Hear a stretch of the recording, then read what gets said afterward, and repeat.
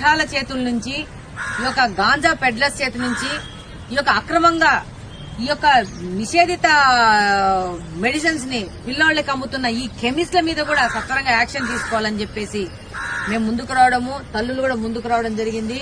తప్పకుండా అధ్యక్షుల వారి సహాయంతో మేము ఇక్కడున్న పోలీసు వాళ్ళు, ప్రజలు ప్రతి ఒక్కరి సహకారంతో దీన్ని మన నగరాన్ని కాపాడుకోవడానికి ఈ యొక్క నశా పదార్థాలు, ఈ మత్తు పదార్థాలు, ఈ గాంజా గాని వీటన్నిటి నుంచి బయటికి రావాల్సిన అవసరం ఉంది.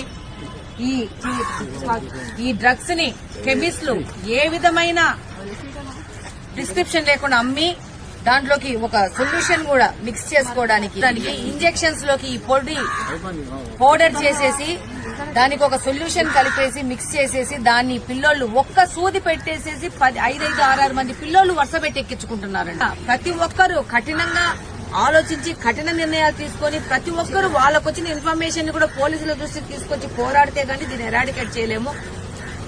కాబట్టి తప్పకుండా దీని మీద పోరాటం చేయాల్సిన అవసరం ఉంది.